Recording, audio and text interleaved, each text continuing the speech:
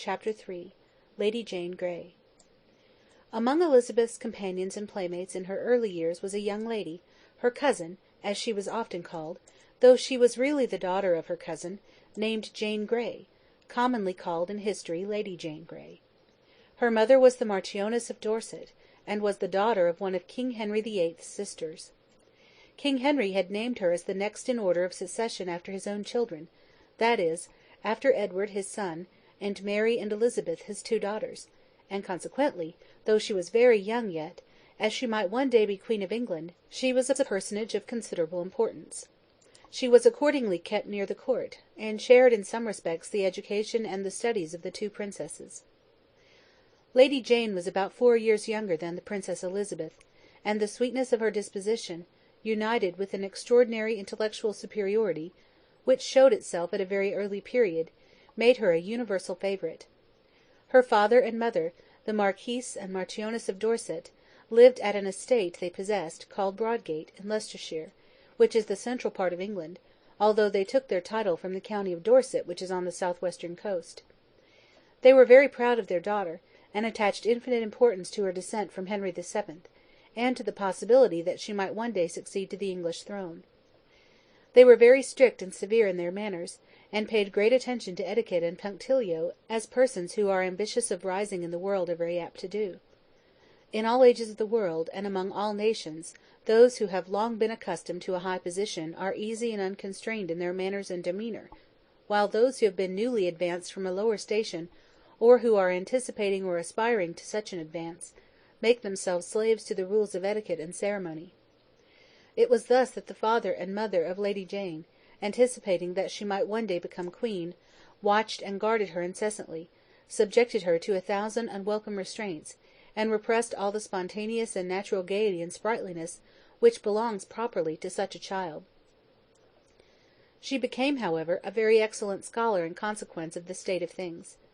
She had a private teacher, a man of great eminence for his learning and abilities, and yet of a very kind and gentle spirit, which enabled him to gain a strong hold on his pupil's affection and regard. His name was John Aylmer. The Marquis of Dorset, Lady Jane's father, became acquainted with Mr. Aylmer when he was quite young, and appointed him, when he had finished his education, to come and reside in his family as chaplain and tutor to his children. Aylmer afterward became a distinguished man, was made Bishop of London, and held many high offices of state under Queen Elizabeth, when she came to reign. He became very much attached to Queen Elizabeth in the middle and latter part of his life, as he had been to Lady Jane in the early part of it. A curious incident occurred during the time that he was in the service of Elizabeth, which illustrates the character of the man. The Queen was suffering from the toothache, and it was necessary that the tooth should be extracted. The surgeon was ready with his instruments, and several ladies and gentlemen of the royal household were in the Queen's room commiserating her sufferings, but the Queen dreaded the operation, so excessively that she could not summon fortitude enough to submit to it. Aylmer, after trying some time in vain to encourage her, took his seat in the chair instead of her, and said to the surgeon, "I am an old man, and have but few teeth to lose, but come, draw this one, and let her Majesty see how light a matter it is."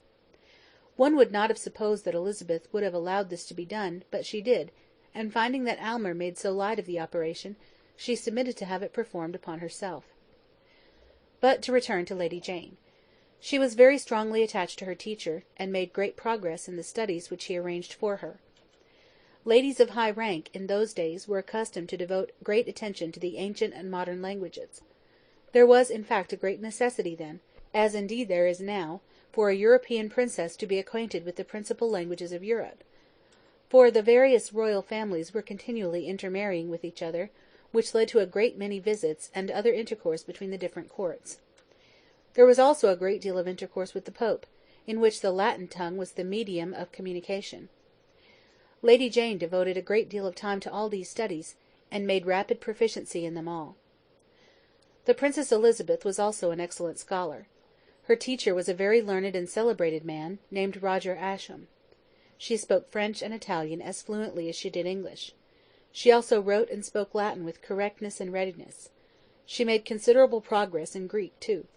She could write the Greek character very beautifully, and could express herself tolerably well in conversation in that language. One of her companions, a young lady of the name of Cecil, is said to have spoken Greek as well as English. Roger Ascham took great interest in advancing the princess in these studies, and in the course of these his instructions he became acquainted with Lady Jane, and he praises very highly, in his letters, the industry and assiduity of Lady Jane in similar pursuits. One day Roger Ascham, being on a journey from the north of England to London, stopped to make a call at the mansion of the Marquis of Dorset. He found that the family were away; they had gone off upon a hunting excursion in the park. Lady Jane, however, had been left at home, and Ascham went in to see her. He found her in the library reading Greek. Ascham examined her a little, and was very much surprised to find how well acquainted with the language she had become, although she was then only about 15 years old. He told her that he should very much like to have her write him a letter in Greek, and this she readily promised to do. He asked her also how it happened that, at her age, she had made such advances in learning. "I will tell you," said she, "how it has happened. One of the greatest benefits that God ever conferred upon me was in giving me so sharp and severe parents, and so gentle a teacher, for when I was in the presence of either my father or mother, whether I speak, keep silence, sit, stand, or go eat, drink, be merry or sad, be sewing, playing, dancing, or doing anything else, I must do it, as it were, in just such a weight, measure, and number, as perfectly as possible, or else I am so sharply taunted, so cruelly threatened, presently, sometimes with pinches, nips, and bobs, and other ways, which I will not name for the honour I bear my parents, that I am continually teased and tormented. And then, when the time comes for me to go to Mr. Elmsir, he teaches me so gently, so pleasantly, and with such fair allurements to learning, that I think all the time nothing while I am with him. And I am always sorry to go away from him, because whatsoever else I do but learning is full of grief, trouble, fear, and suffering." Lady Jane was an intimate friend and companion of the young King Edward as long as he lived. Edward died when he was 16 years of age, so that he did not reach the period which his father had assigned for his reigning in his own name. One of King Edward's most prominent and powerful ministers during the latter part of his life was the Earl of Northumberland. The original name of the Earl of Northumberland was John Dudley. He was one of the train who came in the procession at the close of the baptism of Elizabeth, carrying the presents. He was a Protestant, and was very friendly to Edward and to Lady Jane Grey, for they were Protestants too. But his feelings and policy were hostile to Mary, for she was a Catholic. Mary sometimes treated very harshly by him, and she was subjected many privations and hardships on account of her religious faith. The government of Edward justified these measures, on account of the necessity of promoting the Reformation, and discouraging popery by every means in their power. Northumberland supposed too that it was safe to do this, for Edward, being very young, it was probable that he would live and reign a long time. It is true that Mary was named in her father's will as his successor, if she outlived him, but then it was highly probable that she would not outlive him, for she was several years older than he. All these calculations, however, were spoiled by the sudden failure of Edward's health when he was 16 years old. Northumberland was very much alarmed at this. He knew at once that if Edward should die, and Mary succeed him, all his power would be gone, and he determined to make desperate efforts to prevent such a result. It must not be understood, however, that in coming to this resolution, Northumberland considered himself as intending and planning a deliberate usurpation of power. There was a real uncertainty in respect to the question who was the true and rightful heir to the crown. Northumberland was, undoubtedly, strongly biassed by his interest, but he may have been unconscious of the bias, and in advocating the mode of succession on which the continuance of his own power depended, he may have really believed that he was only maintaining what was in itself rightful and just. In fact, there is no mode which human ingenuity has ever yet devised, for determining the hands in which the supreme executive of a nation shall be lodged, which will always avoid doubt and contention. If this power devolves by hereditary descent, no rules can be made so minute and full as that cases will not sometimes occur that will transcend them. If, on the other hand, the plan of election be adopted, there will often be technical doubts about a portion of the votes, and cases will sometimes occur where the result will depend upon this doubtful portion. Thus there will be disputes under any system, and ambitious men will seize such occasions to struggle for power. In order that our readers may clearly understand the nature of the plan which Northumberland adopted, we present on the following page a sort of genealogical table of the royal family of England in the days of Elizabeth. By examination of this table, it will be seen that King Henry VII left a son and 2 daughters. The son was King Henry VIII, and he had 3 children. His third child was King Edward VI, who was now about to die. The other 2 were the Princesses Mary and Elizabeth, who would naturally be considered the next heirs after Edward, and besides, King Henry had left a will, as has already been explained, confirming their rights to the succession. This will he had made near the time of his death, but it will be recollected that, during his lifetime, both the marriages from which these princesses had sprung had been formally annulled. His marriage with Catherine of Aragon had been annulled on one plea, and that of Anne Boleyn on another. Both these decrees of annulment had afterward been revoked, and the right of the princesses to succeed had been restored, or attempted to be restored, by the will. Still, it admitted of a question after all, whether Mary and Elizabeth were to be considered as the children of true and lawful wives or not. If they were not, then Lady Jane Grey was the next heir, for she was placed next to the princesses by King Henry VIII's will. This will, for some reason or other, set aside the descendants of Margaret, who went to Scotland as the wife of James IV. Of that country. What right the king had thus to disinherit the children of his sister Margaret was a great question. Among her descendants was Mary, Queen of Scots, as will be seen by the table, and she was at this time the representative of that branch of the family. The friends of Mary, Queen of Scots, claimed that she was the lawful heir to the English throne after Edward. They maintained that the marriage of Catherine, the Princess Mary's mother, and also that of Anne Boleyn, Elizabeth's mother, had both been annulled, and that the will could not restore them. They maintained also that the will was equally powerless in setting aside the claims of Margaret, her grandmother. Mary, Queen of Scots, though silent now, advanced her claim subsequently, and made Elizabeth a great deal of trouble. Then there was, besides these, a third party, who maintained that King Henry VIII's will was not effectual in legalizing again the annulled marriages, but that it was sufficient to set aside the claims of Margaret.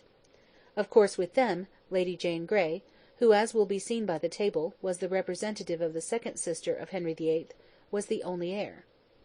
The Earl of Northumberland embraced this view. His motive was to raise Lady Jane Grey to the throne, in order to exclude the Princess Mary, whose accession he knew very well would bring all his greatness to a very sudden end. The Earl of Northumberland was at this time the principal minister of the young king. The Protector, Somerset, had fallen long ago. Northumberland, whose name was then John Dudley, had supplanted him, and had acquired so great influence and power at court that almost everything seemed to be at his disposal. He was, however, generally hated by the other courtiers and by the nation. Men who gain the confidence of a young or feeble-minded prince, so as to wield a great power not properly their own, are almost always odious. It was expected, however, that his career would soon be brought to an end, as all knew that King Edward must die, and it was generally understood that Mary was to succeed him. Northumberland, however, was very anxious to devise some scheme to continue his power, and in resolving the subject in his mind, he conceived of plans which seemed to promise not only to continue, but also greatly to increase it. His scheme was to have the princess's claims set aside, and Lady Jane Grey raised to the throne. He had several sons. One of them was young, handsome, and accomplished. He thought of proposing him to Lady Jane's father as the husband of Lady Jane, and to induce the Marquis to consent to this plan, he promised to obtain a dukedom for him by means of his influence with the king. The Marquis agreed to the proposal. Lady Jane did not object to the husband they offered her. The dukedom was obtained, and the marriage, together with 2 others which Northumberland had arranged to strengthen his influence, were celebrated all on the same day, with great festivities and rejoicings. The people looked on moodily, jealous and displeased, though they had no open ground of displeasure, except that it was unsuitable to have such scenes of gaiety and rejoicing among the high officers of the court, while the young monarch himself was lying upon his dying bed. They did not yet know that it was Northumberland's plan to raise his new daughter-in-law to the throne. Northumberland thought it would greatly increase his prospect of success if he could obtain some active acknowledgment of Lady Jane's claims to the crown before Edward died. An opportunity soon occurred for effecting this purpose. One day, as he was sitting by young Edward's bedside, he turned the conversation to the subject of the Reformation, which had made great progress during Edward's reign, and he led Edward on in the conversation, until he remarked that it was a great pity to have the work all undone by Mary's accession, for she was a Catholic, and would, of course, endeavour to bring the country back again under the spiritual dominion of Rome. Northumberland then told him that there was one way, and one way only, to avert such a calamity, and that was to make Lady Jane his heir instead of Mary. King Edward was a very thoughtful, considerate, and conscientious boy, and was very desirous of doing what he considered his duty. He thought it was his duty to do all in his power to sustain the Reformation, and to prevent the Catholic power from gaining ascendancy in England again. He was therefore easily persuaded to accede to Northumberland's plan, especially as he was himself strongly attached to Lady Jane, who had often been his playmate and companion. The king accordingly sent for 3 judges of the realm, and directed them to draw up a deed of assignment, by which the crown was to be conveyed to Lady Jane on the young king's death, Mary and Elizabeth being alike excluded. The judges were afraid to do this, for by King Henry VIII's settlement of the crown, all those persons who should do anything to disturb the succession as he arranged it were declared to be guilty of high treason. The judges knew very well, therefore, that if they should do what the king required of them, and then, if the friends of Lady Jane should fail of establishing her upon the throne, the end of the affair would be the cutting off of their own heads in the Tower.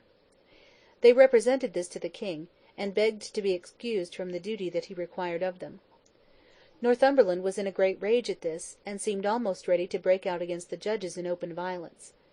They, however, persisted in their refusal to do what they well knew would subject them to the pains and penalties of treason. Northumberland, finding that threats and violence would not succeed, contrived another mode of obviating the difficulty.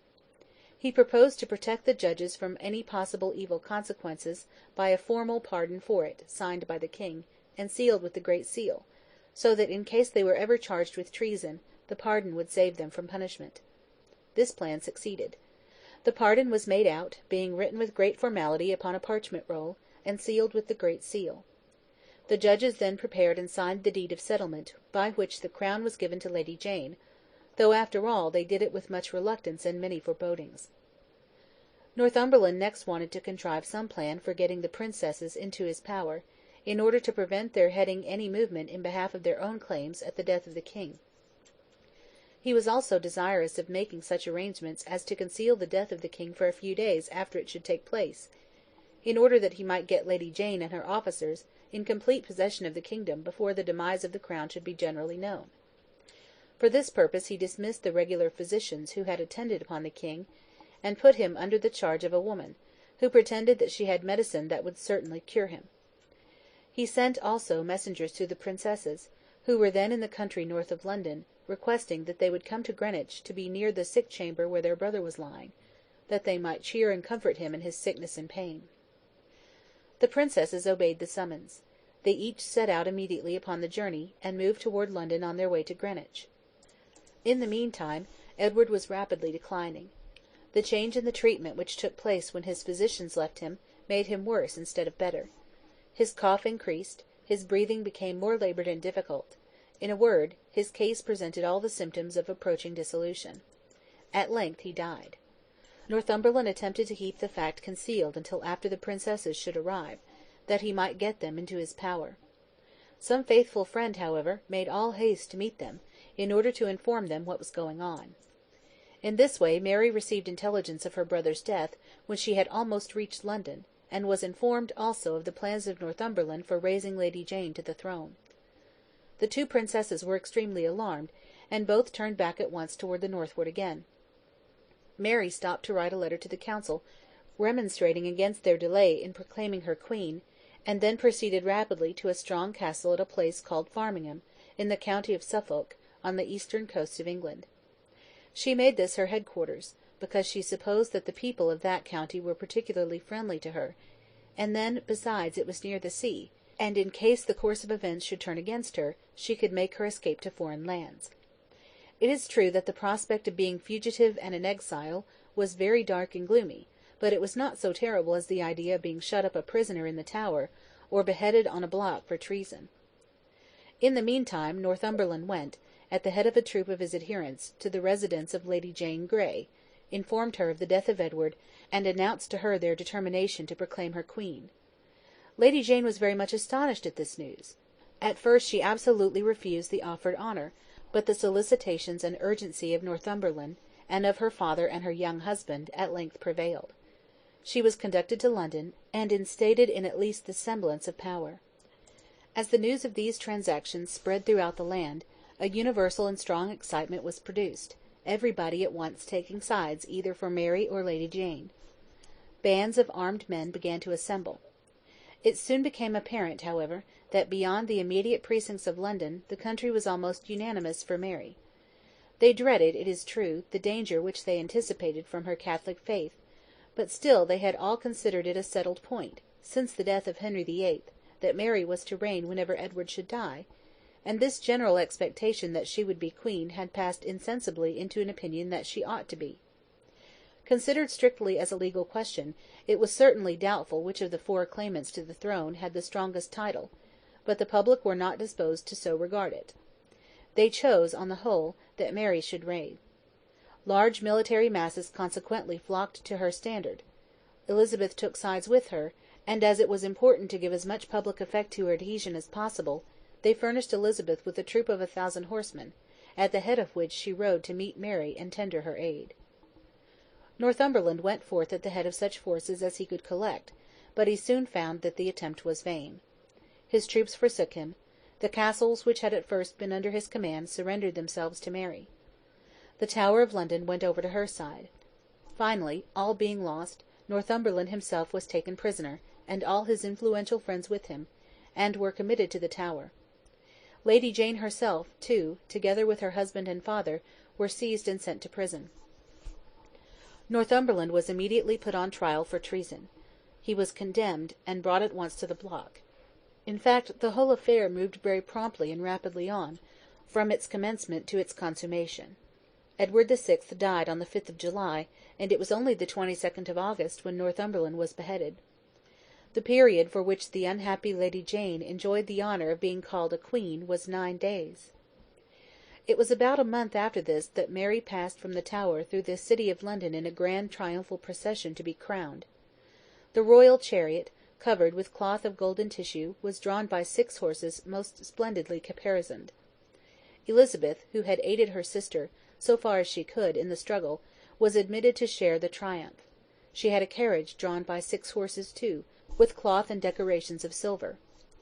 They proceeded in this manner, attended and followed by a great cavalcade of nobles and soldiery, to Westminster Abbey, where Mary took her seat with great formality upon her father's throne. Chapter 3